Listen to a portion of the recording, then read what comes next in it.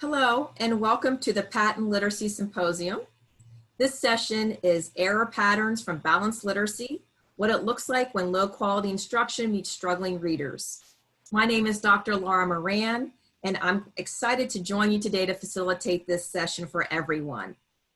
Here's a few housekeeping tips and items just to keep in mind. Handouts for this session are available at the Patent Literacy Symposium and are housed on Schoology.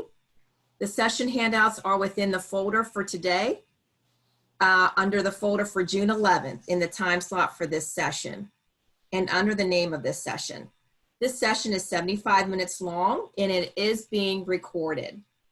The chat feature will be off between participants, but you'll be able to chat with myself if you have any needs.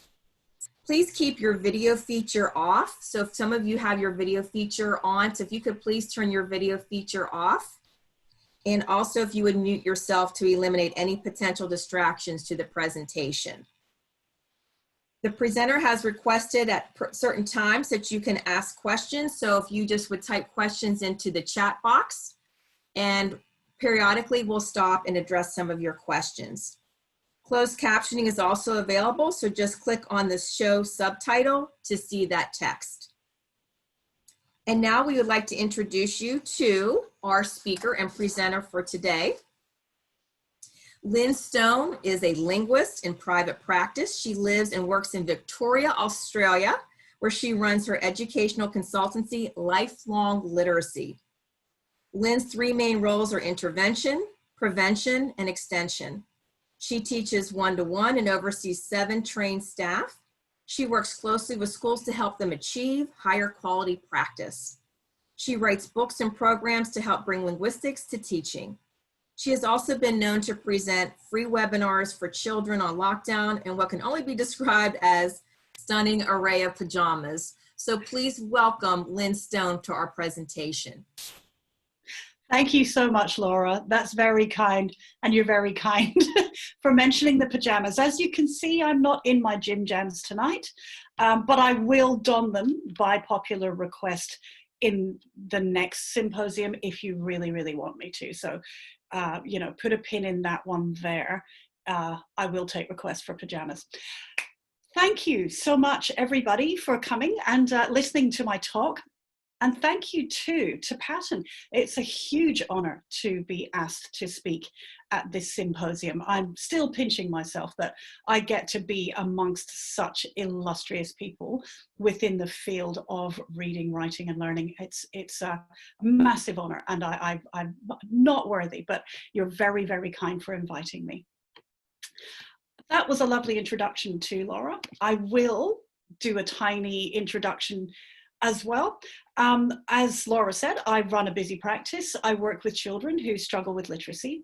And the way I often introduce myself is that we're all working in the coal mine, at the coalface, but my job is to work with the canaries. And that analogy is what's not working in education hits the population that I work with harder and faster. And I'm sure there are lots and lots of other people in a similar situation to myself, who work in private practice and who work with children who struggle with literacy and language. And when it's not optimum, when the teaching that they get at the tier 1, tier 2, and tier 3 levels is not optimum, they're the first ones to suffer. So that's why I have this analogy of canaries in the coal mine. So yes, I'm a linguist in private practice. That means that I've studied the structure of language, and I have applied that to teaching and learning about literacy throughout my career.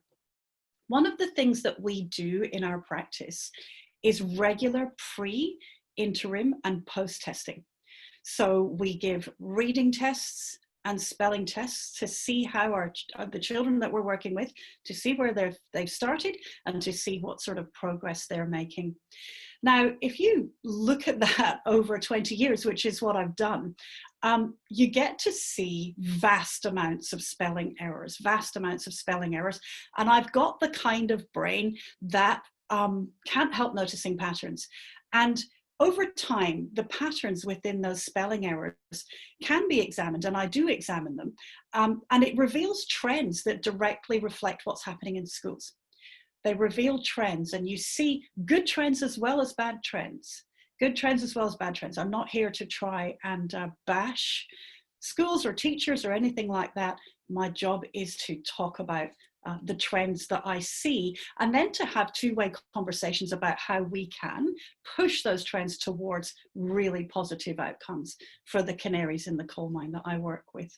So when I agreed to come and do this talk and thought of this subject, it's because those trends had been bubbling in the back of my mind for a long time. And so I started really putting all of that together, really putting all of the spelling tests, because I have reams of spelling tests together, and it's become this massive project. So what you're seeing today is not some kind of huge longitudinal PhD project. What you're seeing is the beginning of collating these errors and relating it to what's going on in the classroom.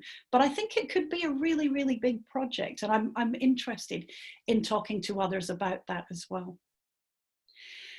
So what we're going to do, this is what we're going to cover. I'm going to show some samples of typical spelling errors made by children who've been taught via certain methods. I'll outline the methods shortly. But I'll also be providing some examples of incorrect single word reading responses, because I give reading tests as well. So we're going to talk about spelling errors, reading errors, and then I'm going to finish and to make my point, I'm going to show some pre and post intervention spelling and reading samples. And the point that I'm trying to make here is that when children progress in the practice that I work in, when they progress, it's not some magic trick. It's not some coincidence. It's not some vague set of ideas that helps all children improve literacy. It's high quality instruction in the structure of words and its emphasis on meaningful practice. That's what makes them progress. So I want to reiterate that the improvement in the output of these students has nothing to do with my personality or the personality of the clinician, and it's nothing to do with any kind of magic trick, but it's got everything to do with being shown how the writing system works. There was a point in time where my ego allowed me to believe that when a student of mine learned to read, it was because, or made progress, it was somehow because of my own brains or my own personality. And that's actually huge vanity. And I don't think that anymore. I don't have any unique talent or any magic touch or anything like that. Bringing children to literacy is not a product of my exclusive techniques. That's nonsense. What teaches my students to read and to progress is systematic structured lessons in the relationship between speech and print. And what also teaches them is the quality of the practice that they do when they don't see me. This kind of teaching and learning really could have occurred at school, and it really should have occurred at school. And that's the point of everything that I'm going to show you here. I'm going to show you the obstacles to that as well. All right. The title of my talk refers to balanced literacy. Now, that's quite a hard thing to pin down, as I'm sure you'll agree. In the must-have book, Making Sense of Interventions for Children with Developmental Disorders, Caroline Bowen and Pamela Snow have this definition. What they say about balanced literacy, and sometimes called balanced instruction, balanced is the word, it's at best a well-intentioned and cleverly titled piece of marketing. It's a piece of marketing in that if you say you're providing balance, that kind of keeps your critics at bay, because everybody wants balance. It sort of reminds you of equality or equity, balance. However, at best, it's a well-intentioned and cleverly titled piece of marketing. But at worst, it's a mishmash of ideas, and it's impossible to subject those ideas to scientifically rigorous research because it's a mishmash, and it can mean lots of different things in lots of different contexts. So with that definition, I can't improve on that at all. That's a really, really good definition of balanced literacy. But for the purposes of today's talk, what I'm going to do is I'm going to outline some prevalent methods that typically make up a balanced literacy curriculum. And then I'm going to show the result of those methods that I see in my practice.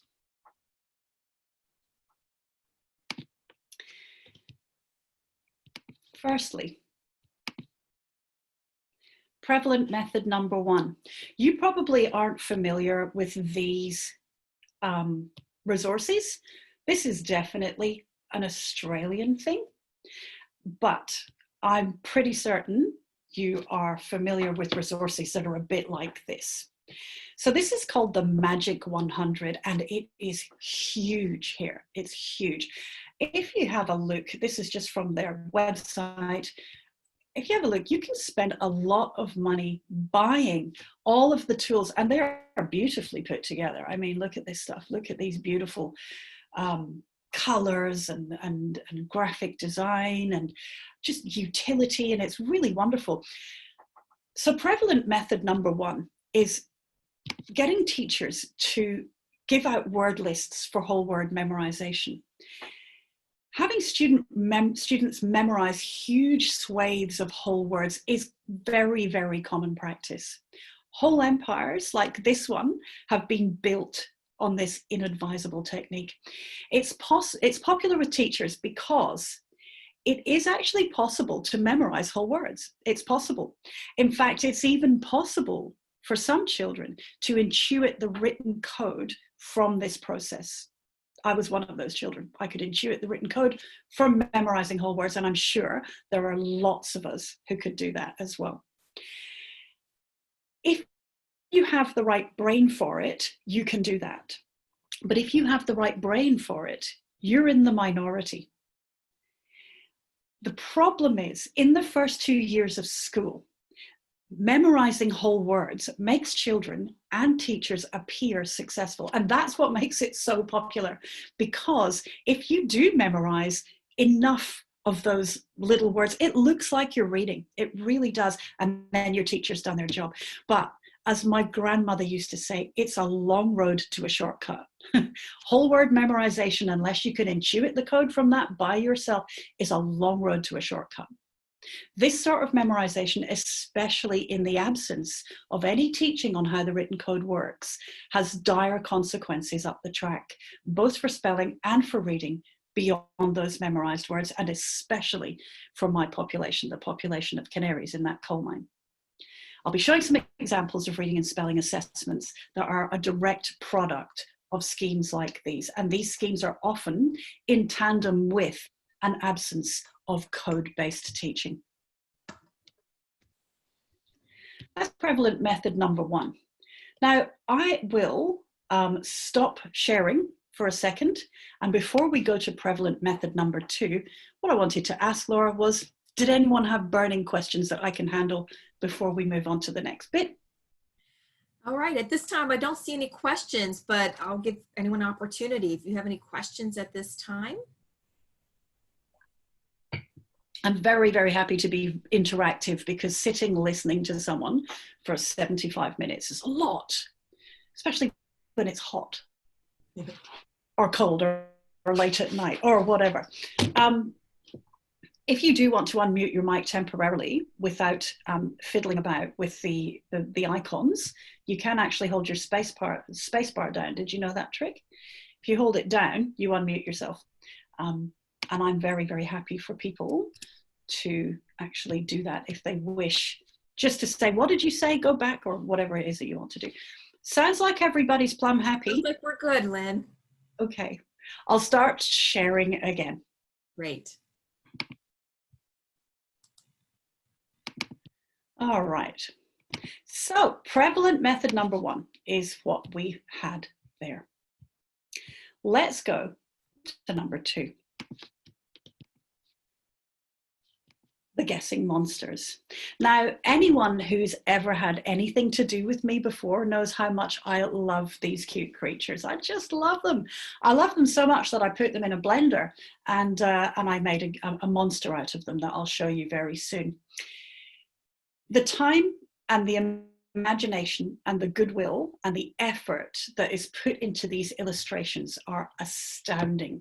These are very, very nicely done, beautiful illustrations. If you Google the term reading strategy animals, it comes back with 189 million hits. It's basically a bottomless pit, right? Those animals, those guessing monsters, are basically a bottomless pit. You will be able to get those resources long after I've, shuffled off this morsel coil. These are around, and these are sticking around, and they are prevalent, and they're extremely popular. In today's offering, because they keep changing as well, they keep morphing. That's the other thing. They're almost like, I don't know, some organism that keeps changing to avoid capture.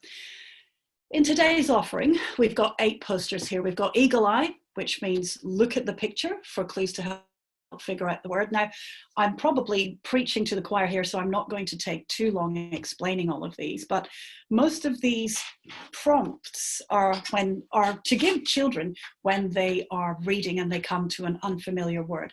Eagle eye is usually first. That is, take your eyes off that word and go ahead and look at some picture or search around for some other clue, not the letters in the word, for goodness sake. That's Eagle Eye, and that is the most popular reading strategy monster that there is.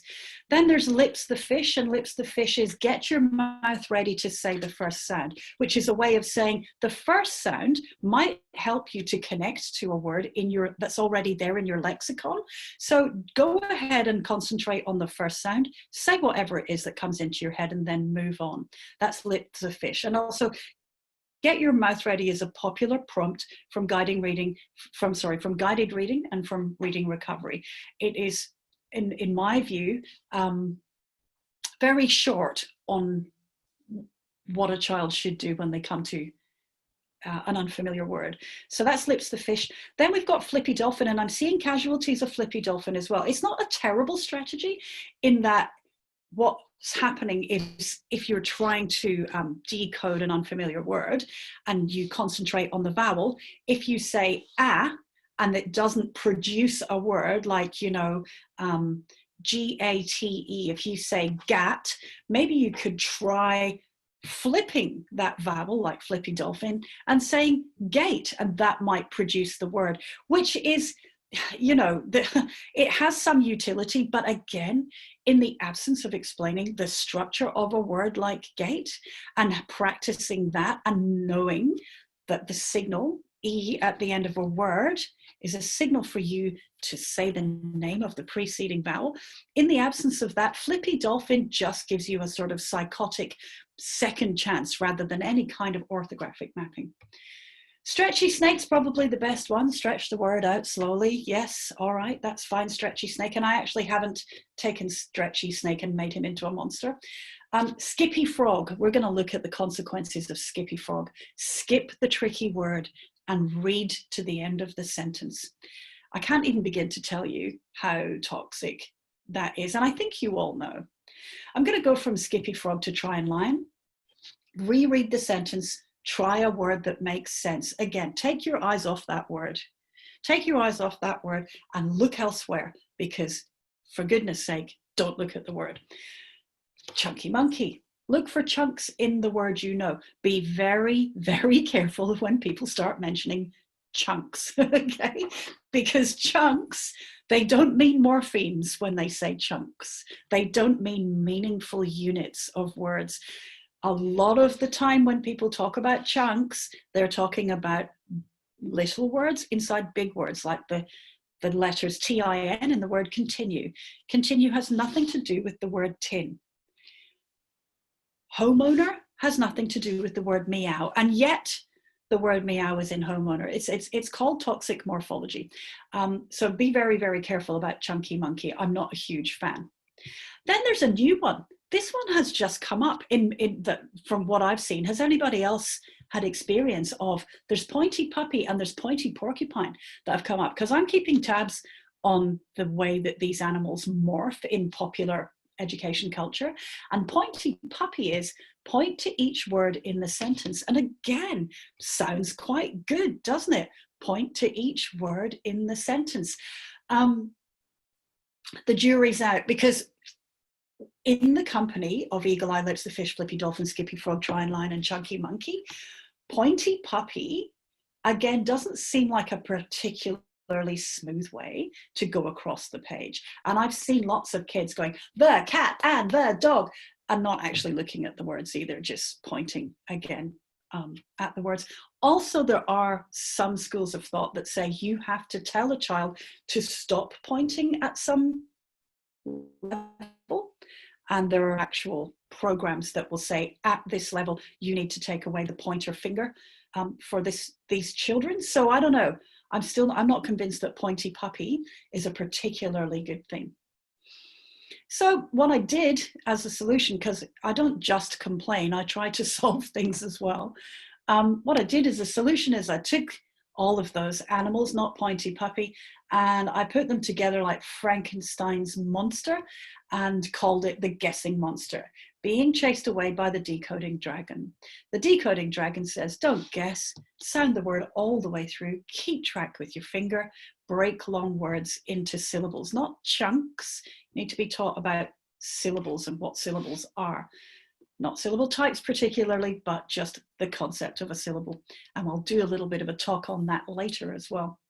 You can get Decoding Dragon. You can have this visual here. It's free on Teachers Pay Teachers. I've chucked it on there so that we can just sort of redress the balance, because I don't know if you're a fan of Teachers Pay Teachers. I don't know if you've had a look at it lately, but it's definitely a repository for some really dodgy resources. And so I've tried to kind of redress the balance by putting that free on there for anybody who perhaps isn't having the best time with the guessing monster. So there we go. That's prevalent method number 2, guessing. Number 3 is independent spelling activities. I see a lot of fallout from this, so I just wanted to go over this idea of independent spelling activities. Now, in my view, especially for novices, learning to spell is a cooperative endeavor. It's something that a teacher shows a novice. The teacher shows the novice the structure of words, and the novice then practices taking those words from parts to whole to parts. Saying to a child something like, go away and do these activities by yourself, is not a great way to help children learn how the writing system works. Now, this is a very, very busy visual. I'm not asking you to read all the things in this visual. This is just something I pulled off the internet to show the independent spelling activities, the levels to which some teachers can go. This one is based on Bloom's taxonomy. I can't say that word at this time of night. I have to tell you, it's 10 past midnight in my world. Bloom's taxonomy of 6 thinking levels. So you've got these 6 thinking levels, and then learning styles down this column. And then everything in here is a learning style meeting a thinking level to do with spelling. Now, don't get me wrong, someone worked really hard on this. This is something that took someone a long time. That person that put this together thought really, really, really hard about this. But what they based all of this on was the false theory that learning a word and retrieving a word is an act of visual memory. It's not. That visual component, that visual memory myth, is a staple of a balanced literacy curriculum. It's a staple of the balanced literacy philosophy. Visual memory has very little to do with orthographic mapping, as I'm sure you understand.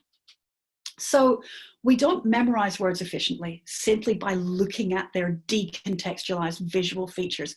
And just about every single activity in here is about the visual features of the word, or just look at the words again. Rainbow words, spell words using different colored markers or crayons for each letter. Yes, that will give children some exposure to the word, but all it is looking at their decontextualized visual features, and it's not an efficient way to orthographically map the word. This person worked really, really hard on this. This person probably paid a great deal of money for their teaching degree. This person's first foray into education was probably filled with philosophy. This person was probably deliberately diverted away from the science of reading and learning.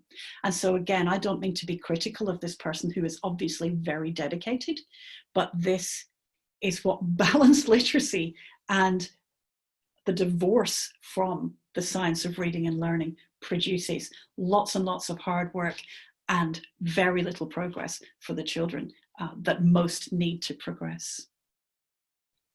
We'll do prevalent method number 4, and then I'll take some questions if you have any, and then we'll look at some errors. When I say number 4, of course, I mean number 4 and number 5. I'm amazing at numbers, as you can tell. No, I do words. Prevalent method number 4 is rhyme teaching. So again, this is something I just pulled off the internet because it's everywhere. This is a method. This graphic here is entitled word families. Now, the kind of teacher that made the Bloom's taxonomy times learning styles thing would also be the kind of teacher who wouldn't see anything inherently wrong in teaching this busy mess as word families. And again, I'm not trying to criticize teachers. What I'm saying is there is no warning that this is not a great technique. There's so much more code to memorize within this. It's so random. It's so unnecessary, because actually there are real, genuine word families out there containing words that are united by meaningful things such as etymology and morphology. Why not teach those? Why not teach those? Well, I'll tell you why not. Because it takes knowledge, it takes practice, and it takes, I dare I say it, a depth of understanding of the writing system that is not offered to trainee teachers. So this looks acceptable to teachers who have not been trained in the structure of the writing system. Word families like this, teaching rhyme. The last method that we'll look at, and I hope that's not too blurry for you. Again, I've extracted all of these from Google Images. Prevalent method number 5 is teaching blends. And this one in particular is an interesting one, because there is a definition of blend, and again, in my meta language presentation, we will look at that. That is 2 adjacent consonants making 2 different sounds. That's a blend, except they're articulated together as the onset or the coda of a syllable. But when you Google blends, you will get, yes, adjacent consonants, but you'll also get 2-letter consonants like f and sh and ch. These are not blends, these are digraphs. So I will talk quite extensively about the importance of accurate meta language. This sort of thing happens all the time, and the children that I work with do not thrive under this mishmash of, well, lots and lots of new code to learn, as well as some of these are not actual, per that definition, blends. It's not generalizable to teach adjacent consonants like this. It makes it hard for students to grasp the finer points of how our writing system works if we teach all of this additional code as well. And it's especially true for the canaries in the coal mine. So before we get down to my analysis of spelling errors, I will stop sharing just for a bit of a break and find out if anybody wants to ask anything. So I'll wait and see until anyone asks any questions, but I was thinking about your prevalence strategy number 2 with the guessing. And I had to chuckle because in America, we have an ice cream by Ben and Jerry's called Chunky Monkey. Oh, yeah. So I can just imagine how confusing that would be for children, how relating to this, finding the chunks, is it ice cream? I mean, having that contextual background. So yeah, I mean, just the complication of that. It's amazing the lengths to which balanced literacy proponents will go to try and embed these concepts, where they could just go to the lengths of learning about the writing system. Do you know what I mean?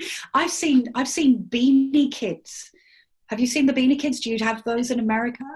Right? Yeah. That are all of these different characters to promote guessing, to try and hook children into guess. Like the amount of effort that's spent on that, it's such a waste of effort in that you could spend all that effort on teaching and learning the writing system.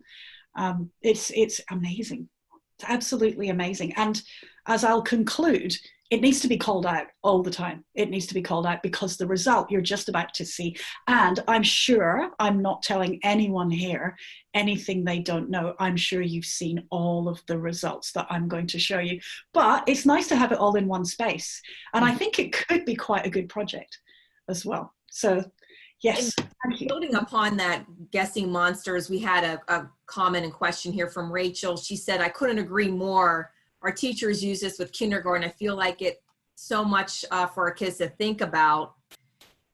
When administrators allow teachers flexibility to choose their instructional strategies like this one, how do we help our colleagues see the detriment of these methods? How do teachers stay empowered but make better decisions with our teaching?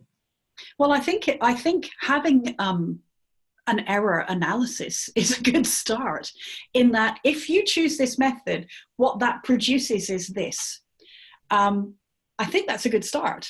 And so that's the effort, that's my effort anyway, bringing that to the symposium today, is because I have stacks of errors, spelling errors, and because I see them a lot, I just want to collate them and show the patterns that balanced literacy brings about.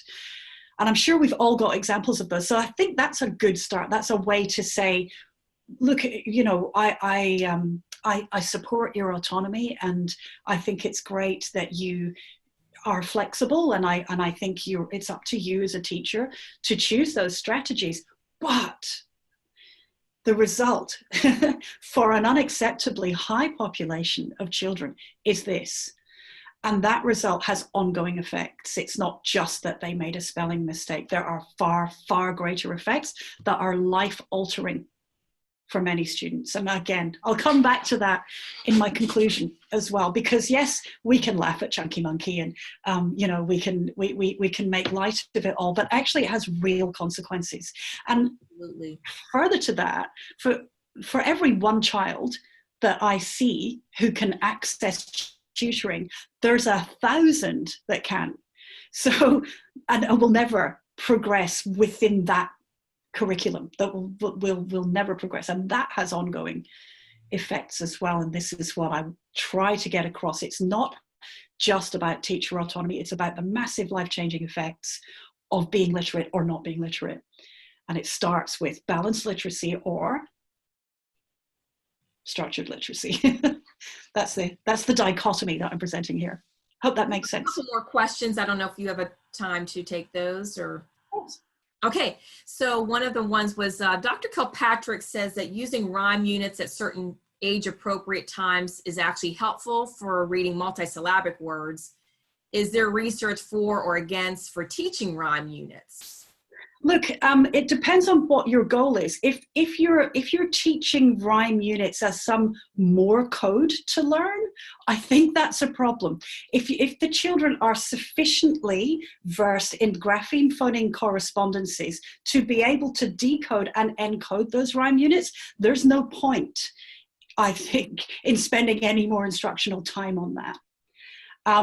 If they can process that kind of complexity, if you like, then why not move straight to morphemes?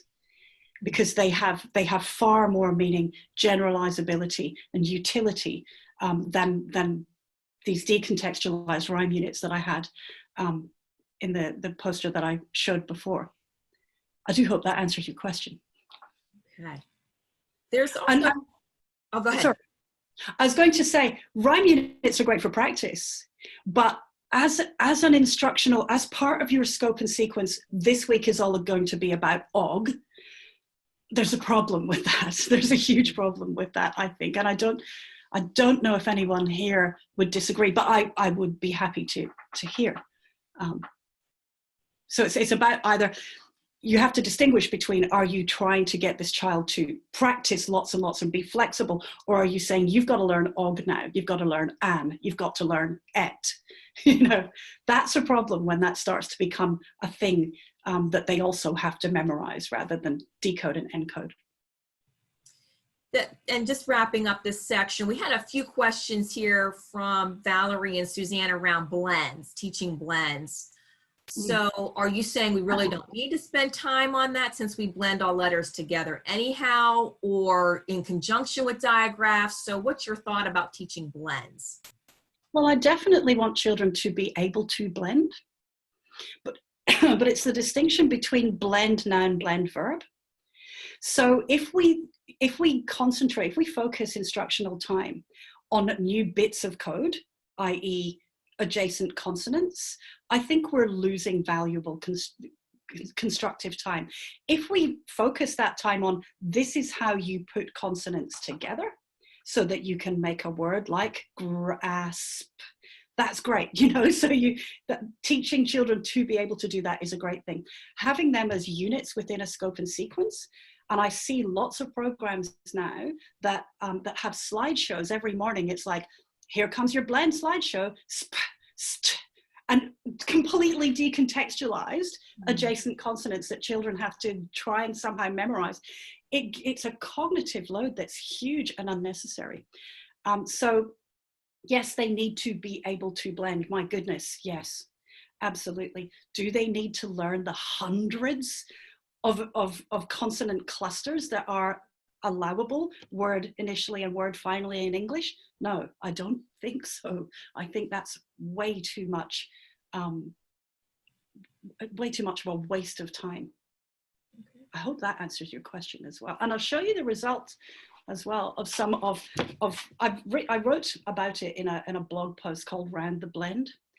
And it talks about the specific errors that children make when they're taught blends as units, when they're taught adjacent consonants as units. Yeah, we just had someone, Kate said, wow, blend verb versus blend noun. Powerful.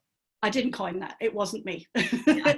It was someone much cleverer than me. I just memorized it. Great. I can't remember who it was. But yeah, probably Louisa Moats. Anyway, shall we return? Yes. Okay, let's do this.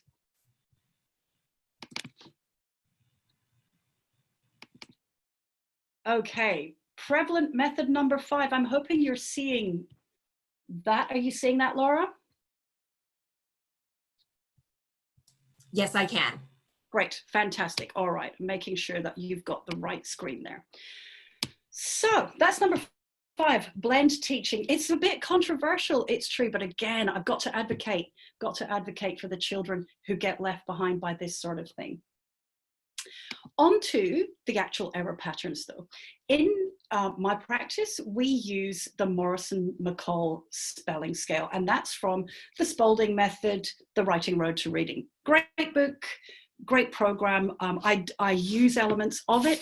I'm sort of so long in the tooth now that I don't use any one program, but the spelling test that I have is from The Writing Road to Reading. And we use this thing called the Morrison Mccull spelling scale. I like it a lot because with that scale, there are 8 separate tests so that you can test someone 8 times with similar words of similar structure without ever having to repeat a word. So it's got massive utility. It also relates to, within the Spalding program, something called the Ayres word list, which is a scope and sequence of words and their structures that's recommended by that program. So I'm a big fan of Spalding. It's great, and I use the Morrison Mccull spelling scale. Hopefully you can see this okay. This is the actual test that's going to make up a lot of the analysis that we're going to do. It is a 50-word test. It has a stopping rule of 5 errors. So it goes from simple CVC to digraphs to words like discipline, acquaintance, and lieutenant. So that's the scale. And every child that comes to see us, the first thing that they do is that they have this test, and it relates to a recommended grade level. So if you get a certain amount correct, this is the grade level that you come out at, and it gives us a bit of a guide as to what we're aiming for with the children that we see. So that's the Morrison Mccull spelling scale. And we can come back to this slide because I'm going to show you some of those tests done by children over the last few years. I've put the errors that children make in this test into some general categories. So I'll show examples of those categories as well. Category 1 is the category that I call not off the ground. Not off the ground yet. So a child can basically write some basic CVC. They can write some basic digraphs, but at their age and at their grade level, they should know more than this. So this is kind of the not off the ground kids. I'll show you 3 examples of those. I hope you can see them. So remember, the words are run, top, read, book, see, as in I'm going for a swim in the sea, play, lay, led, add, alike, mine. I'm not sure why this kid wrote they, because they is not number 12. So I'll have to revise that. And then easy. So this is a year 1 child. And when I say year, I'm talking about the fact that they are in their 2nd year of schooling, in that they've had a foundation year. And there are lots of different names for that. So there's kindergarten. Here in Australia, there's about 5 different names for that foundation year. So there's foundation year, and then there's year 1. So this child has already had 1 year and 5 months of schooling. Conveniently for us, our school terms, our school years begin in January. So by May, they've had 5 months of that year, if that makes sense. So they are 1 year and 5 months into their schooling. So again, not off the ground yet. This kid can write top. This is their version of run. This is read. This is book. So they're not off the ground. This is a year 2 kid. So they've had their foundation year, year 1, and they're almost, per this date here, at the end of their 2nd year of schooling. This is the word see. This is the word mine. This is the word easy. They should know more than that by this time of year. This is a year 3 child. And I will admit, this child definitely has some developmental disorders as well. This child has dysgraphia and dyslexia. So, you know, I'm not, again, trying to come down too hard on schools, but this is the sort of output that this year 3 child, so they've had foundation, they've had year 1, they've had year 2, and they're 2 months into year 3, and they can basically get top and book out if you overlook the K reversal, and that's it. They should know more. So these are the not off the ground yet children. And again, I relate that back to, and I might be very condemnatory for saying this, but another hallmark of balanced literacy classrooms is a lack of progress monitoring and a lack of valid testing. A child in year 3 should not be left to seek a private tutor with that kind of output. And again, these are all children who've sought private tuition because the school is not supporting them. So this child, the school either hasn't figured out that they're not off the ground in year 3 or can't support them. And so again, this is another side effect of not having effective support and effective assessment. Category 2, some of the children get stuck at sounds. So actually, there's phonics and phonological awareness are becoming something of perhaps a more generally accepted, more widely accepted method of teaching literacy, and that's great. However, and so everyone does phonics, everyone does a bit of phonics. However, if we don't move on from that, if we don't talk about and teach systematically the way that the writing system works, what happens is that some children get stuck just at basic sounds. So everything in their spelling test is spelt phonetically, and sometimes even that's incorrect. And even at year 5, the example that I'm going to show you next, nothing beyond simple graphemes has been learned. So if you look at this boy's spelling test, he's a child in year 5. He's nearly at the end of his 6th year. This is November. He's nearly at the end of his 6th year of formal schooling. He's definitely off the ground, right? So he's writing top and read and book and see and play. You know, he's memorized a few words as well, but he's hardly soaring for somebody in year 5. And there are lots of reasons why some of this goes wrong. In Australia, it's common for a and they sound very similar in speech. I'm not Australian, I'm Scottish. So we don't have those similarities. So the word run, for instance, becomes ran, and a whole host of minimal pairs are misspelled because of that. The same goes for e and I in Australia. Every accent of English has this kind of vowel system similarity. So if you can only write the way you speak, you're going to run into trouble pretty soon. It's not a terrible problem to have. And it's better to know your phoneme grapheme correspondences than to not know them.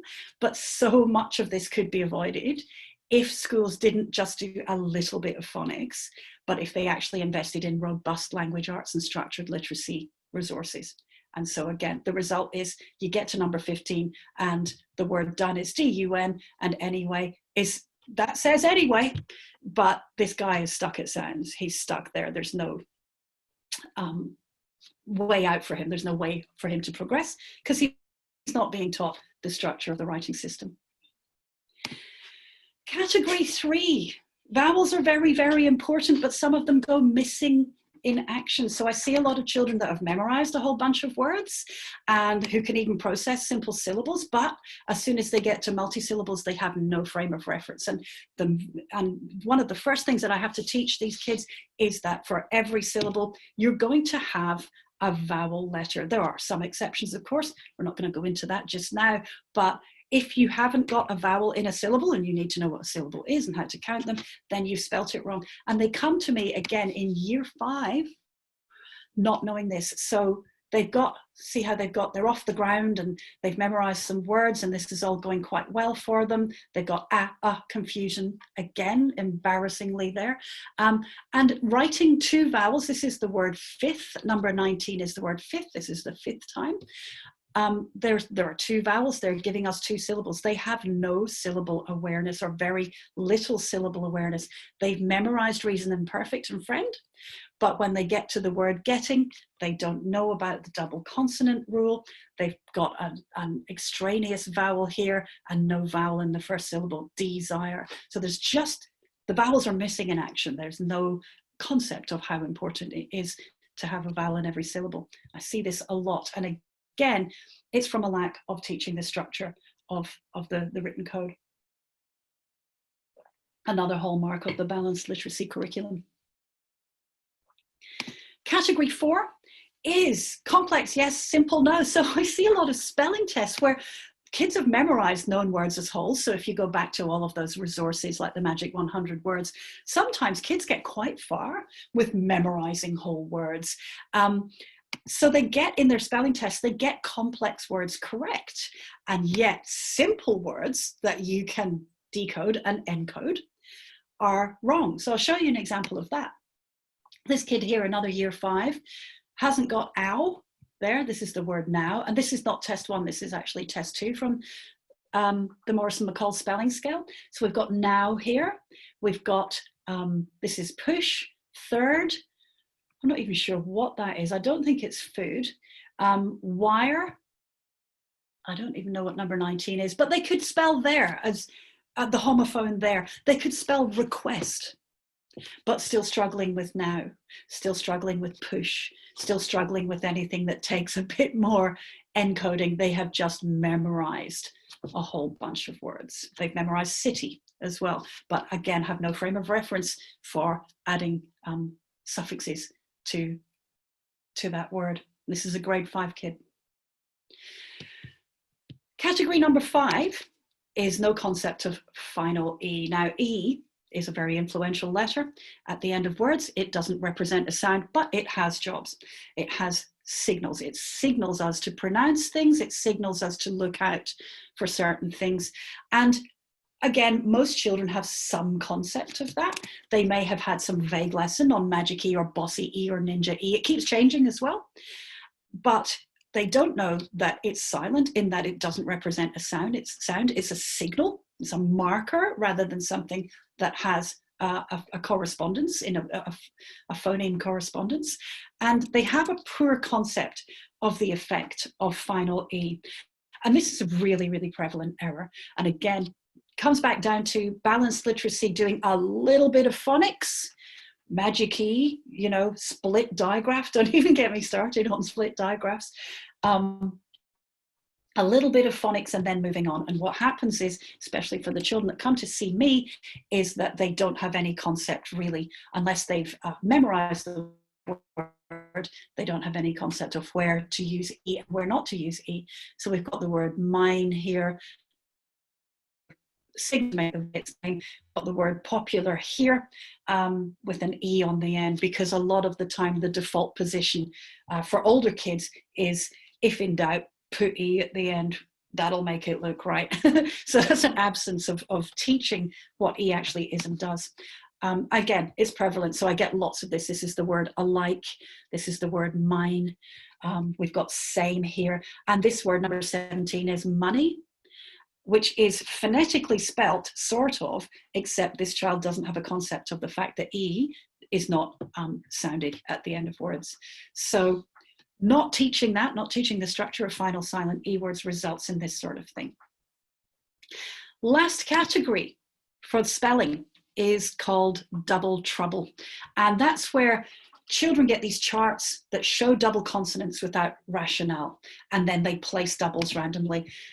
These are two very popular programs in Australia. I'm sure you've seen charts like this where they're just stuck on the wall or stuck on the desk, and they've got all the different ways to spell the sound.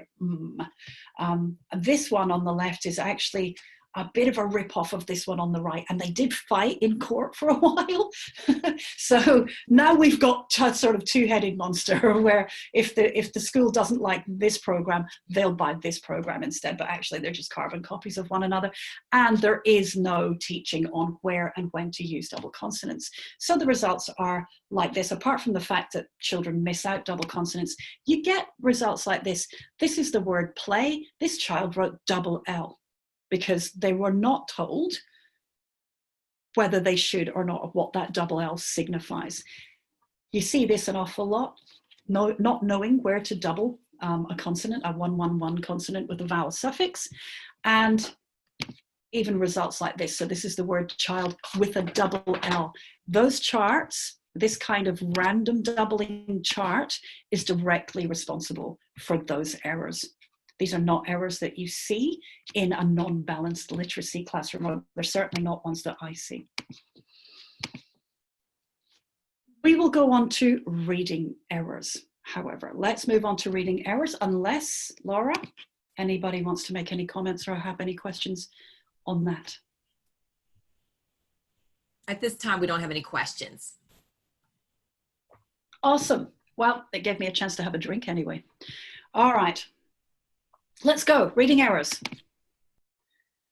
So we use, in this practice, a single word reading test called the CC2, the Castles and Coltart 2. It's from Macquarie University, which is an Australian university, and it is a single word reading test that tests 3 types of words. There are 3 measures in this test. They test regular words. Those are words that can be arrived at via letter sound rules, via common letter sound rules, or might just be in the child's lexicon.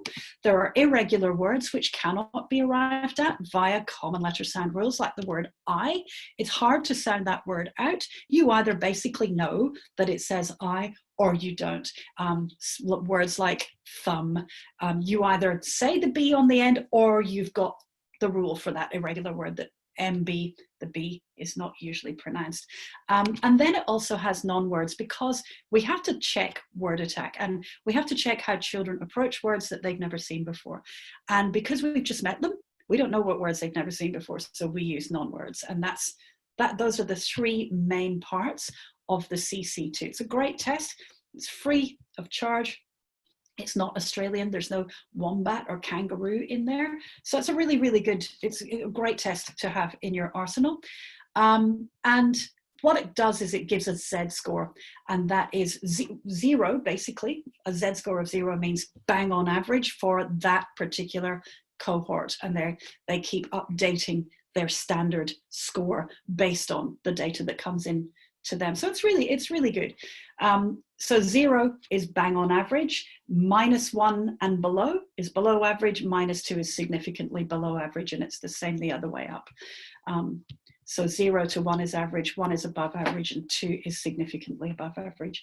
So this is the sort of thing we get. What I do when I have them read these words is I make notes, and those notes are about what the child said and what the word was. And again, I've collated these notes over time, and there are certain patterns that come up. Also, though, the 3 scores are really interesting when compared with one another, and they reveal a lot about the prior teaching that the child has had. And usually if they are below average, it is some fallout from a balanced literacy curriculum. I'll show you what I mean. So this is a child that was 8 years and 4 months. What they had was high regular words, relatively high. Again, the children that are coming to us are below average for everything, but they're relatively high compared to the other scores. So they're at the 13th percentile for regular words.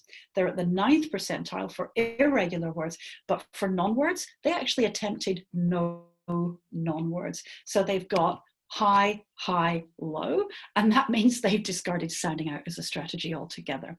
And they've probably done that. And I do ask them about this, because that's what they're told to do. Either it's a last resort or don't use it at all. Skip. Yep.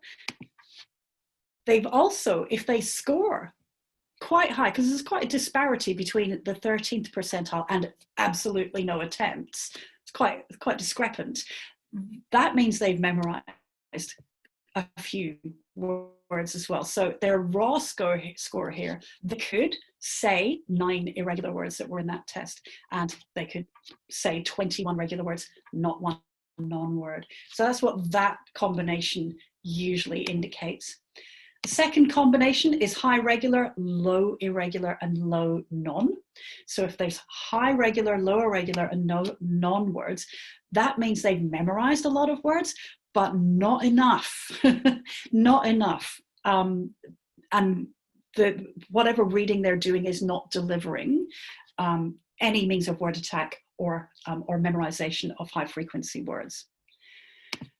This combo, low regular, low irregular, and high non-words, is kind of the nicest combo. So this child, 8 years and 10 months, is below the normal range for regular, below the normal range for irregular, but within the normal range for non-words, meaning they can apply letter sound rules. And they're still doing it. They're still willing to do that. That's my favorite score. That's the one that I can build lots of good stuff on. So they can sound words out, they've memorized some words or unitized some words. They haven't gained a lot from reading. So irregular words, they're still not in that self-teaching zone where through reading, they can put more words in their lexicon. However, foundations are much stronger in this child's case.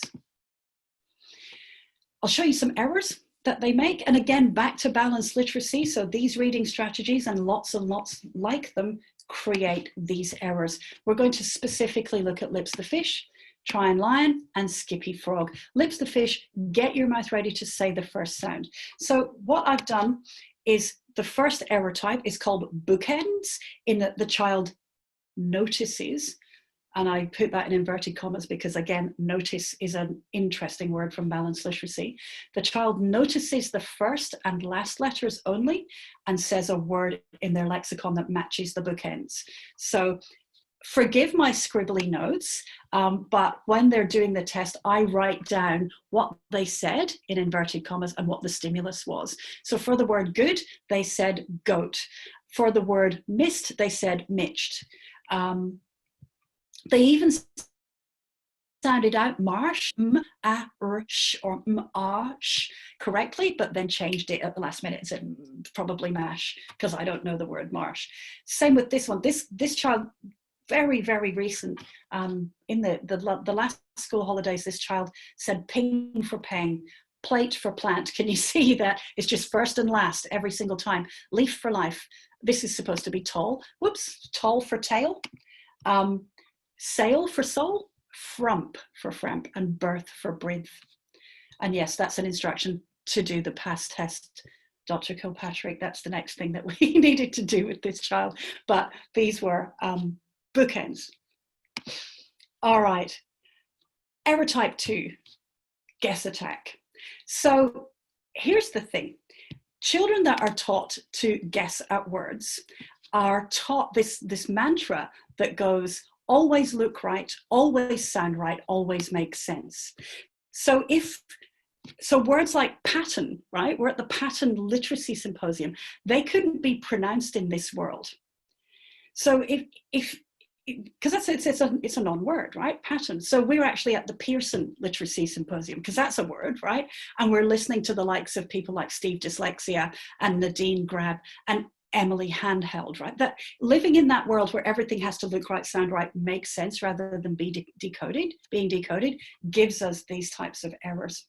I'll show you what I mean from my scribbles from the CC2. So many children say black for blick. So these are the words. Droop for drop, ping for peng, find for friend. This is a non-word spatch. A lot of them say speech or splat.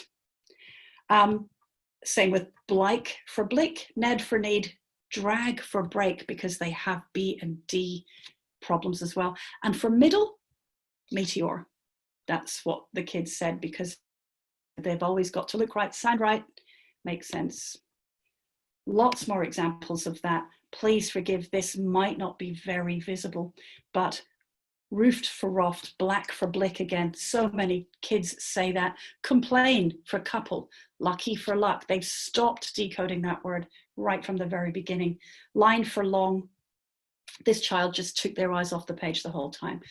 Hat for hand. They vaguely knew there was an H and an A there. That is a balanced literacy casualty and a guessing monster casualty. And then we've got Skippy Kangaroo. What I say to the children when I'm testing them is, if you come to a word you don't know, just say the word skip. And that's great until you get them, a child like this, who can read 18 regular words, 10 irregular words, and wouldn't, at every time there was a non-word, they would skip. They would just say skip. Actually, this girl said, I don't know that word. I don't know that word. I don't know that word. And that was the end of it. And that's what Skippy Frog produces. Sometimes due to a chronic underuse of reliable decoding strategies on top of other negative factors, the brain architecture for efficient orthographic mapping, storage and retrieval just never gets built. And there's times that I have to have that difficult conversation with parents about the unlikelihood of their child ever being a fluent and accurate writer within their academic career, their school career. I do understand that there are other factors like dyslexia and dysgraphia, and they're beyond our control. But I can't help wondering what could have been if these children were given high quality structured literacy with no guessing monsters right from the start. I do also understand that many of these children have cognitive impairments that make literacy hard in so many cases, which is why I want to show you what is possible only after a few sessions of intervention, or a little bit of intervention. I'm showing you the next samples again, not to toot my own horn, but I'm showing you them because it didn't take a lot of time and effort to help these kids improve. They could have this at school. For every one child, as I said before, who can access tutoring, who can't. So here's some before and after a bit of intervention. Same child, 11 months later, is almost up at their own grade level now. These sort of things we go for. These children are also learning to read well. Sometimes, though, the ship has sailed. For this child, they are increasing their output, but they have a long, long way to go. But again, this child, what grade level are they? Year 3. So that's, you know, they're 2 months into their 4th year of formal teaching, and that's their output. With intervention, that's their output, and they continue to make progress. I also have quite a bit of longitudinal data from a school that I've been working with for several years. They're a small private school near where I live called Penbank. And through the visionary leadership of the principal and the deputy principal who founded the school, they established a low variance literacy curriculum, and they trained their staff extremely well. I can tell a Penbank kids assessment from most of the other ones that I encounter. Yes, it's a private school, so the advantages that these children have aren't lost on me. But if you consider the fact that Penbank also has a reputation for high quality instruction and has a fairly large population of children who benefit from extra support, you'll see that the results that they get are pretty good. Here's a range from the grade 6s this week. So they're in their last year of primary school. Each one of them has been at Penbank from their foundation year. This is one of the lowest children. So this is the Morrison Mccull spelling scale. This is one of their lowest. And that's their output, which I think is rather good. Yes, there definitely are errors as well, but they're almost at grade level expectancy with this score. Then you've got the average children. These are just the average ones. They're above grade level with beautiful cursive handwriting. And then you've got the higher ones as well, getting things like 46 out of 50, which I think is a grade 11 score. That's the kind of spelling results the average and above average children get there, and the below average children. And I think it's really lovely. Their spelling and their handwriting becomes increasingly automatic, and that leaves them lots of cognitive real estate to be increasingly strategic about what they write. To finish off, I'd like to state, we have very little immediate control over certain factors in children's lives that could be obstacles to learning to read and write. But we have control over what we demand and what we supply. If we don't call for high quality instruction right from the beginning, if we don't call out balanced literacy and all of its offshoots and cousins every time we see it, if we allow the possibility of the devastating effects of compounding errors over time, of loss of enthusiasm about language, what we get is disengagement from literacy, from learning, from education, and ultimately from democracy. This is how to stay in touch with me. I will now happily take any questions that you have. Thank you so much for joining me. Okay, we do have one question here. It says, my school uses a program called Kid Writing in kindergarten. It does encourage students to sound out words, but of course the spelling is very rudiment. I find that students are consistently spelling the same words wrong over and over until it seems to be ingrained wrong, despite an adult printing the correct spelling. Any advice on this program, or better yet, support for removing this type of program from our curriculum?